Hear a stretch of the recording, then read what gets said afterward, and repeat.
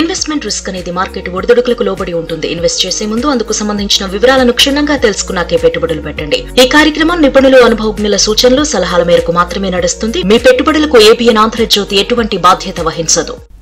Business updates చూద్దాం. దేశీయ stock మార్కెట్లు ఫ్లాట్ గా ట్రేడ్ అవుతున్నాయి. సెన్సెక్స్, నిఫ్టీ లాభ నష్టాల్లో ఊగిసలాడుతున్నాయి. ఇక Adani enterprises, Shriram finance, NTPC, axis bank, power grid corporation షేర్లు లాభాల్లో ట్రేడ్ అవుతున్నాయి. Bajaj autos, SBI life insurance, Infosys, Wipro షేర్లు నష్టాల్లో కొనసాగుతున్నాయి. ఇక ఓవరాల్ గా ఈ రోజు మార్కెట్స్ కి సంబంధించి వారి విశ్లేషణ తెలియజేసేందుకు బిజినెస్ అనలిస్ట్ శశి గారు లైవ్ లో సిద్ధంగా ఉన్నారు. Good afternoon sir. సార్, ఈ రోజు మార్కెట్స్ అయితే ఫస్ట్ మార్నింగ్ మనం చూసినట్లయితే ఫ్లాట్ గానే ప్రారంభమయ్యాయి. సో ఏ విధంగా ఉండొచ్చు సార్ చివరి వరకు ఈ రోజు లాస్ట్? ఫ్లాట్ గానే ఉండే అవకాశాలు ఉన్నాయండి. ఈ రోజు డే అంతా కానీ గమనిస్తే రేంజ్ కూడా పెద్దగా ఈ రోజు అని కాదు, లాస్ట్ కొన్ని రోజులుగా మనకి పెద్దగా భారీ చేంజ్ అనేది కనపడలేదు. అంటే ఫ్లాట్ గా కన్సాలిడేషన్ అంటాం, కన్సాలిడేషన్ ఫేజ్ లో మనకి మార్కెట్స్ ఉన్నాయి. అంటే ఈ రోజు అని కాదు, లాస్ట్ కొన్ని రోజులుగా అదే జరిగింది. నేను కూడా నెక్స్ట్ కొన్ని రోజులు కూడా ఇదే విధమైన ట్రెండ్ అనేది కొనసాగే అవకాశం కనపడుతుంది. నిఫ్టీ గాని గమనిస్తే 25,400 నుంచి 500 ఆ లెవెల్ బాగా లాంగ్ టర్మ్ రెసిస్టెన్స్ అనేది ఫేస్ చేసే అవకాశాలు ఉన్నాయి. వన్స్ అది క్రాస్ అయితే నేను కూడా న్యూ హైస్ ని నిఫ్టీ వెళ్లే అవకాశాలు ఈ ఇయర్ ఎండింగ్ లో కనపడుతున్నాయి. బట్ దానికి కంటే ముందు ఒక న్యూ హైస్ ని ఫామ్ చేసే కంటే ముందు కొన్ని రోజులు అంటే దగ్గర ఇప్పుడు కానీ గమనిస్తే 2 నెలల వరకు, 2 నెలల క్రితం ఇప్పటికి చూస్తే నిఫ్టీ దగ్గర అక్కడే ఉంది. కాబట్టి ఇంకొక 1 మంత్ 1.5 మంత్ ఈ కన్సాలిడేషన్ ఉండొచ్చు. బట్ ఈ ఎండింగ్ మాత్రం నేను కూడా న్యూ హైస్ ని నిఫ్టీ ఫేస్ చేసే అవకాశం కనపడుతున్నాయి. ఇక డౌన్ సైడ్ కానీ గమనిస్తే 24,400 నుంచి 200 మధ్యలో బాగా నిఫ్టీకి సపోర్ట్ ఉండే అవకాశాలు ఉన్నాయి. అయితే ఈ టైంలో ఏంటి అంటే మంచి క్వాలిటీ స్టాక్స్ లో, మరి ముఖ్యంగా మిడ్ అండ్ స్మాల్ క్యాప్ లో ర్యాలీ అనేది కొనసాగడానికి అవకాశం ఉంది. సార్, కాలర్ రెడీగా ఉన్నారు సార్. శ్రీనివాస్ గారు కాల్ చేస్తున్నారు. Good afternoon sir. సార్ నమస్కారం సార్, శేషు సార్ గారికి. నమస్తే అండి సార్. ఇప్పుడు నా దగ్గర వచ్చేసి ఒక 50,000 ఉన్నాయి సార్. ఏ స్టాక్ లో ఇన్వెస్ట్మెంట్ చేస్తే మంచిది, లాంగ్ టర్మ్ ఒక 5 నుంచి 10 years హోల్డ్ చేయగలుగుతాను? అదే విధంగా సార్, గోదావరి బయో అనేది ఈ టైంలో కొనుక్కోవచ్చా లాంగ్ టర్మ్కి?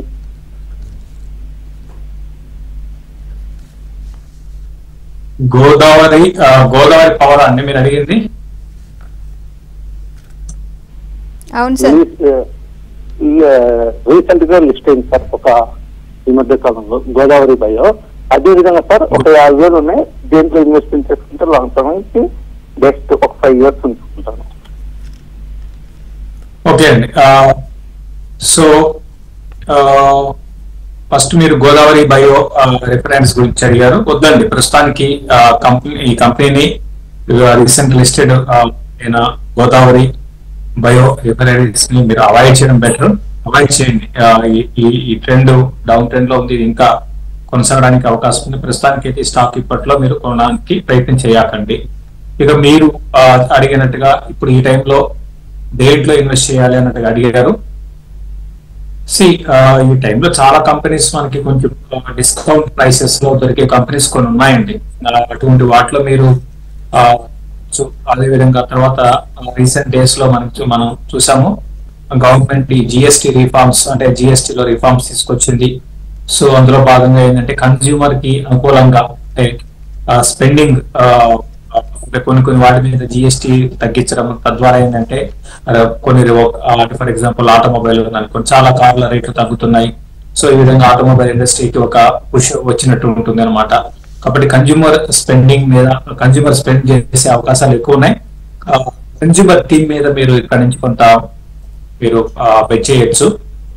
సో ఎగ్జాక్ట్ గా ఈ స్టాక్ అని చెప్పలేను కానీ, బట్ కన్స్యూమర్ థీమ్ మీద మీరు లైక్ ఫాస్ట్ మూవింగ్ ఎలక్ట్రికల్ వాటి మీద మీరు వెళ్ళండి. అవకాశాలు ఉన్నాయండి నెక్స్ట్ 3 ఏళ్ల వరకు. Right sir. Next caller Shivaprasad garu Hyderabad నుంచి కాల్ చేస్తున్నారు. Good afternoon sir. Sir good afternoon sir. Sir నా దగ్గర ఇన్ఫోసిస్ 1480 లో ఉన్నాయి సార్. అదే విధంగా దిలీప్ బిల్డికామ్ వచ్చేసి 510 లో ఉన్నాయి. ఫైవ్ స్టార్ వచ్చేసి అరౌండ్ 636 లో ఉన్నాయి సార్. ఈ మూడింటిని లాంగ్ టర్మ్ కోసం హోల్డ్ చేయొచ్చా, లేకపోతే ఏమైనా ఎగ్జిట్ అయ్యే ఏమైనా అవకాశాలు ఏమైనా ఉంటాయి సార్? 5 స్టార్ అర్థమైందండి. ఇంకో స్టాక్ నాకు అర్థం కాలేదు. Dilip Buildcom sir, real infra star sir, Dilip Buildcom. Dilip Buildcon అండి.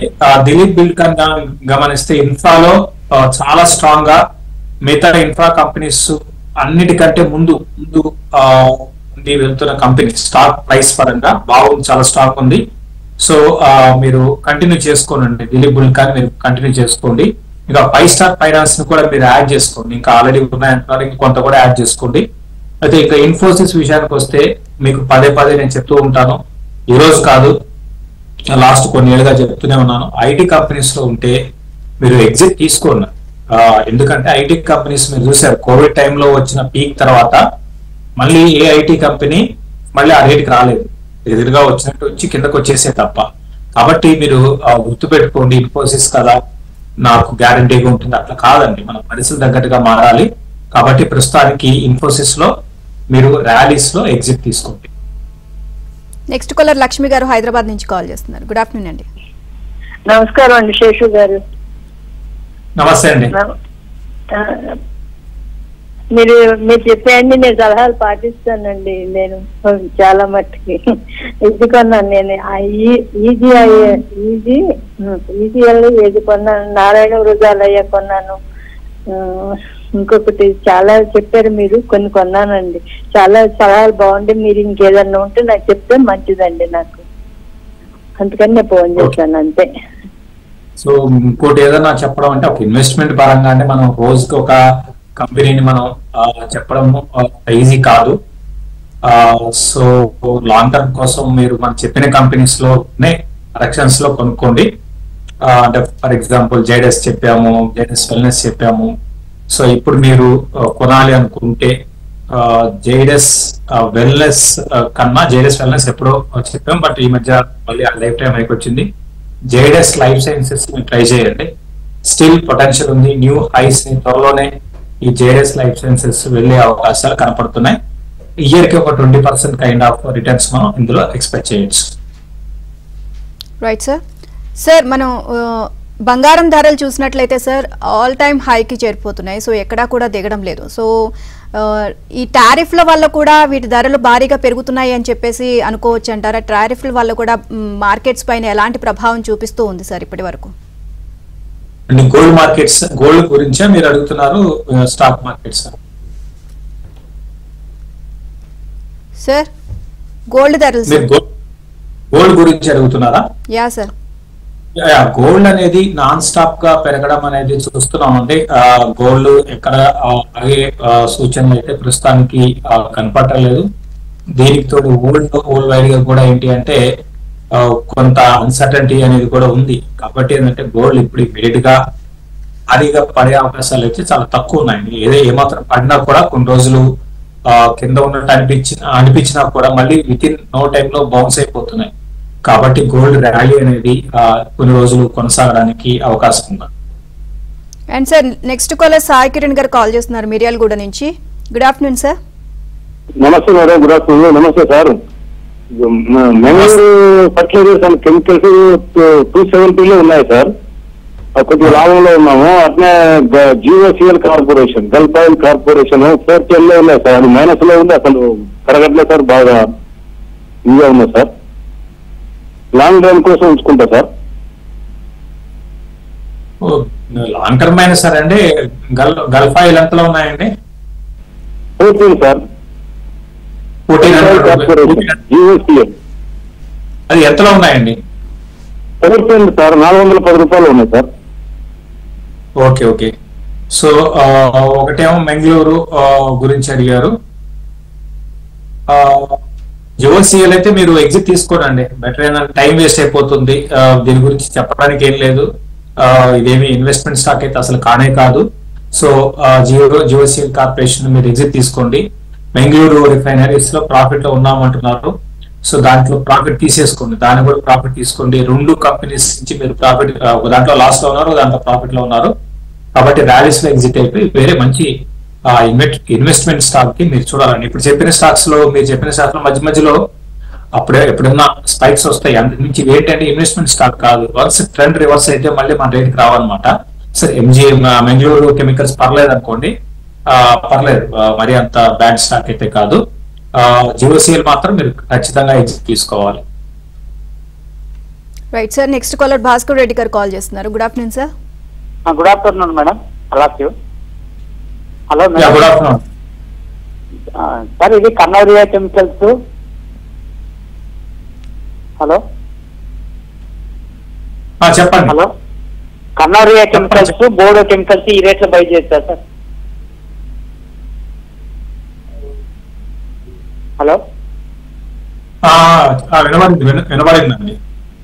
కన్నౌరియా కెమికల్స్, బోర్డో కెమికల్స్ ఈ రేట్ లో కొనాలనుకుంటున్నారు.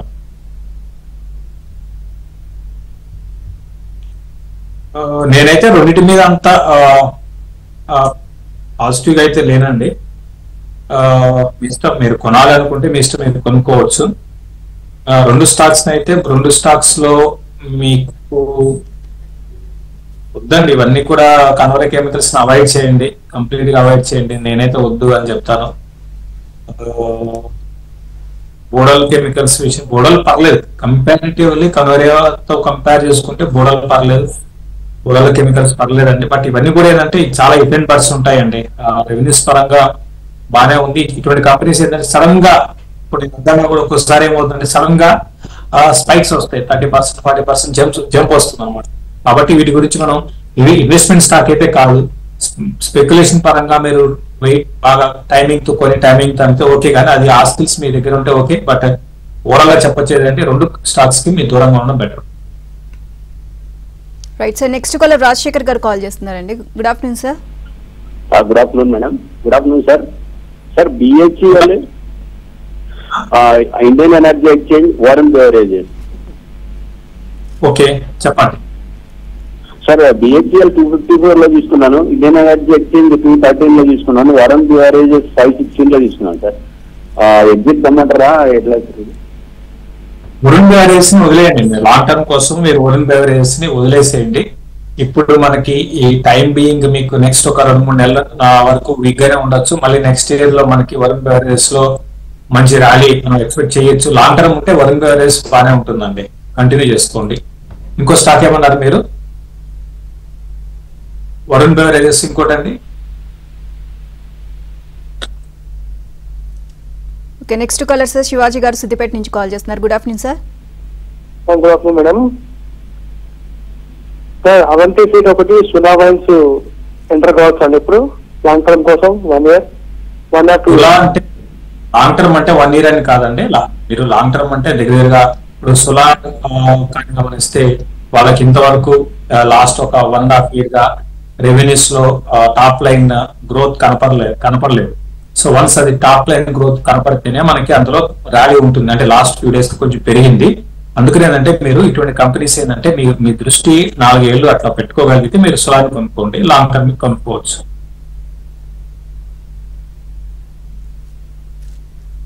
ఓకే, కాల్ కట్ అయింది సార్.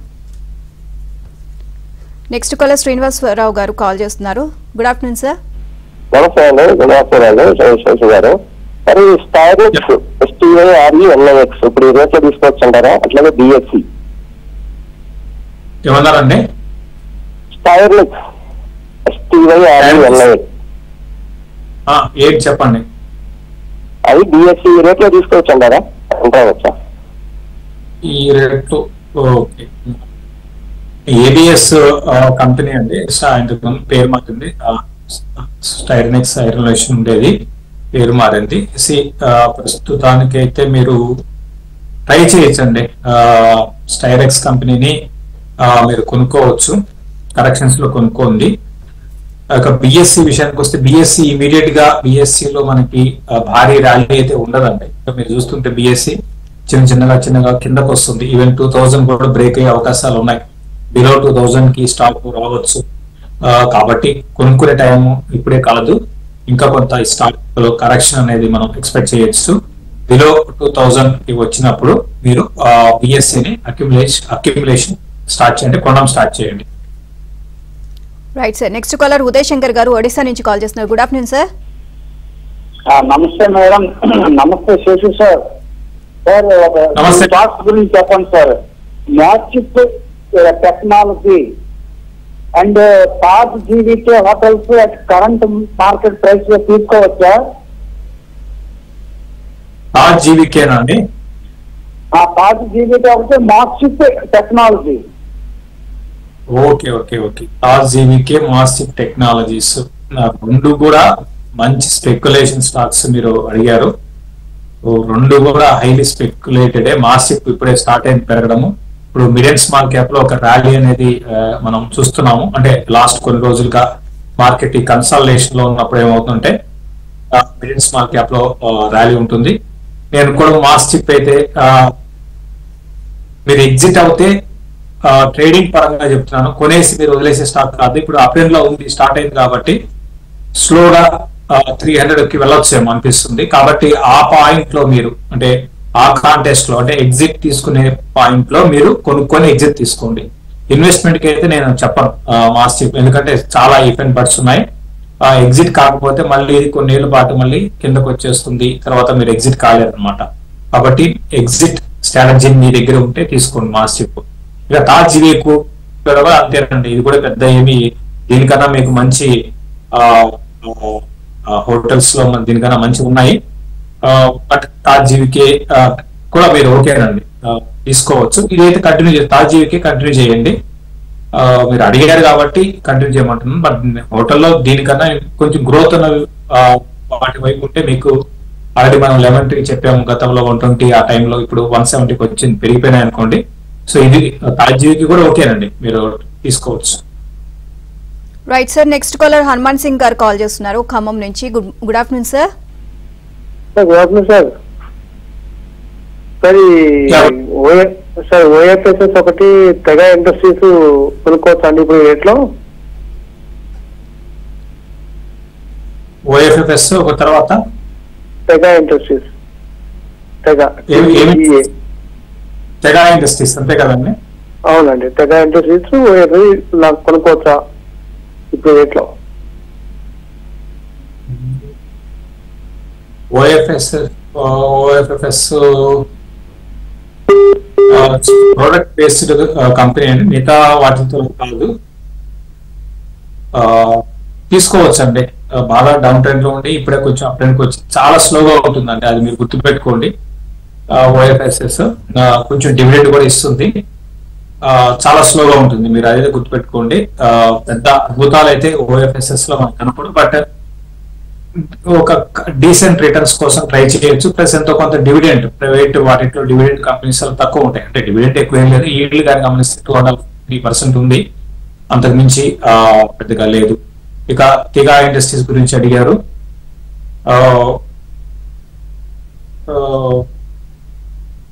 ఇది బాగా పెరిగి ఉందండి ప్రస్తుతానికి. ఏంటంటే మన రిజల్ట్ కూడా బాగున్నాయి. ఇది కూడా మీరు తీసుకోవచ్చు అండి, ఇది కూడా మీరు కరెక్షన్స్ లో కొనుక్కోండి. కాకపోతే బాగా పెరిగిన దృష్టి కరెక్షన్స్ లో మాత్రమే కొనుక్కోండి. రైట్. నెక్స్ట్ కాలర్ శ్వేత గారు హైదరాబాద్ నుంచి కాల్ చేస్తున్నారు. గుడ్ ఆఫ్టర్నూన్ అండి. గుడ్ ఆఫ్టర్నూన్ అండి. Good afternoon Seshu sir. Voltamp transformers, Tata technologies fresh entry తీసుకోవచ్చా అండి? ఓల్టామ్ అండి? అవునండి, ఓల్టామ్ టాటా టెక్నాలజీస్. ఓల్టామ్ మీరు ట్రై చేయొచ్చు. అంటే మామూలుగా ఏంటంటే రిజల్ట్స్ అయితే బాగాలేవు, చాలా డిసప్పాయింట్మెంట్ చేశాయి లాస్ట్ క్వార్టర్ రిజల్ట్స్. దాని ముందు పర్లేదు అనమాట. అయినా సరే ఇట్లా పడుతున్నప్పుడే మనకి ఏంటి అంటే ఓవరాల్ గా బిజినెస్ మోడల్, బిజినెస్ పరంగా కానీ చూసుకుంటే ఓల్టామ్ ట్రాన్స్ఫార్మర్స్ ఫ్యూచర్ అయితే బాగుంటుంది. సో మనకి 95% ఏంటి అంటే పవర్ డిస్ట్రిబ్యూషన్ లో ఉన్నారు, బిజినెస్ లో ఉన్నారు. ఫ్యూచర్ పరంగా బాగానే ఉంటుంది, మీరు తీసుకోవచ్చు, కరెక్షన్స్ లో కొనుక్కోవచ్చు. ఇంకో స్టాక్ ఏమన్నారండి? కాల్ కట్ అయింది సార్. సార్ టెక్ రంగంలో గత 2 రోజులుగా చూసినట్లయితే కనుక ర్యాలీ అయితే కనిపిస్తుంది, బట్ నిఫ్టీలో మాత్రం 25,000 మార్క్ మాత్రం దాటలేకపోతుంది. సో మార్కెట్స్ డైరెక్షన్ ఏ విధంగా ఉండొచ్చు అంటారు? ఈ మార్కెట్ డైరెక్షన్ కానీ గమనిస్తే అండి ప్రస్తుతానికి డైరెక్షన్ మార్కెట్ కి అంటే ఇదే డైరెక్షన్ లో ఉంటుందండి. అంటే సేమ్ అంటే కన్సాలిడేషన్ అంటాం, నేను స్టార్టింగ్ లో చెప్పాను కదా, ఆ కన్సాలిడేషన్ లోనే ఉంటుంది. ఎదర్ సైడ్ ఒక 40-50 పాయింట్లు మూవ్ తప్ప అంత పెద్దగా మనకి 200 పాయింట్లు 300 పాయింట్లు పెరిగేంత అయితే కనపడలేదు. చిన్నగా 25,000 కి వచ్చింది. చూద్దాం నెక్స్ట్ రానున్న రోజుల్లో 25,000 కానీ క్రాస్ అయింది అంటే మార్కెట్స్ అంటే 25,000 పైన సస్టైన్ కాగలిగితే మనం ఒక ర్యాలీ అనేది అంటే టువర్డ్స్ 25,400 దాకా వెళ్ళవచ్చు. అక్కడ మాత్రం కొంచెం గట్టి రెసిస్టెన్స్ అనేది ఎదుర్కొనే అవకాశాలు ఉన్నాయి.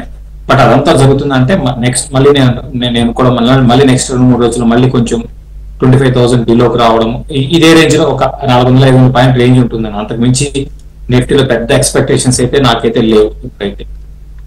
రైట్ సార్, కాలర్ రెడీగా ఉన్నారు. శ్రీను గారు ఏలూరు నుంచి కాల్ చేస్తున్నారు. Good afternoon sir. Good afternoon. నమస్తే సార్. సార్ అది అరవిందో ఫార్మా 1230లో ఉన్నాయి సార్. అలాగే మ్యాన్ కైండ్ ఫార్మా కూడా 2500లో ఉన్నాయండి. ఇప్పుడు ఈ ఫార్మా షేర్లకి ఏదైనా ముందుకు పెరుగుతాయంటారా, లేకపోతే దీని ఏమైనా ఎగ్జిట్ అవ్వాలా? తర్వాత ఎల్ఐసి ఒకటి 870లో ఉంది సార్, అది పెరగట్లా, దాని పరిస్థితి అని చెప్పండి సార్. ఎల్ఐసి అండి, లైఫ్ ఇన్సూరెన్స్ అయ్యండి, లైఫ్ ఇన్సూరెన్స్ కార్పొరేషన్ అండి. ఎల్ఐసి ఎంతలో ఉన్నాయండి? 870 అండి. అది ఏం పెరగాలి అంటే అది ఒకటండి, మీరు దానికన్నా మీరు షిఫ్ట్ టైం వేస్ట్ అయిపోతుందండి, అంతకు మించి ఇంకేం లేదు. సో ఇక అరబిందో గురించి అడిగారు. అరబిందో అంతా కంప్లీట్ గా ఏంటంటే బల్క్ మ్యానుఫ్యాక్చరింగ్ కంపెనీ. ఇంకోటి ఏంటంటే ఎక్కువగా యుఎస్ కి ముఖ్యంగా ఎక్స్పోర్ట్స్ మీదే ఆధారపడిన కంపెనీ అండి. ఇప్పుడు మీరు మ్యాన్ కైండ్ చెప్పారు. మ్యాన్ కైండ్ ఏంటంటే కంప్లీట్ గా ఇండియా బేస్డ్ డొమెస్టిక్ కంపెనీ. ఏంటి అంటే మ్యాన్ కైండ్ కి అటు ఎక్స్పోర్ట్స్ పరంగా లేదు, కంప్లీట్ గా ఇంకా చెప్పాలంటే మన ఇండియాలో లిస్టెడ్ కంపెనీస్ లో డొమెస్టిక్ మార్కెట్ మీద ఆధారపడిన ఏకైక కంపెనీ మ్యాన్ కైండ్ కంపెనీ. కాబట్టి దాన్ని కంటిన్యూ చేసుకోండి. అరబిందో విషయానికి వస్తే అరబిందో ఒక యుఎస్కే ఫార్మేషన్స్ లో దగ్గర 53% ఉన్నారండి. కాబట్టి ఏంటి అంటే ఈ టారిఫ్స్ ఇవన్నీ కూడా కొంచెం కొంతమేర ప్రభావం ఉంటుంది. కాకపోతే ఇవన్నీ కూడా మీరు నాయిస్ అండి, ఇదంతా కూడా ఈ షార్టర్ నాయిస్, ఇదంతా మన మీద డెఫినెట్ గా యూఎస్ ఫ్యూచర్ లో ఆధారపడాల్సిందే. కాబట్టి ఈ నాయిస్ పోతే మళ్ళీ బ్యాక్ టు అరబిందో కూడా ఒక బౌన్స్ అయ్యే అవకాశాలు కరెంట్ లెవెల్స్ నుంచి కనపడుతుంది. Right, thank you sir. ఈ రోజు మార్కెట్స్ పై మీ విశ్లేషణ తెలియజేసినందుకు. ఏబిఎన్ బిజినెస్ అప్డేట్స్ కి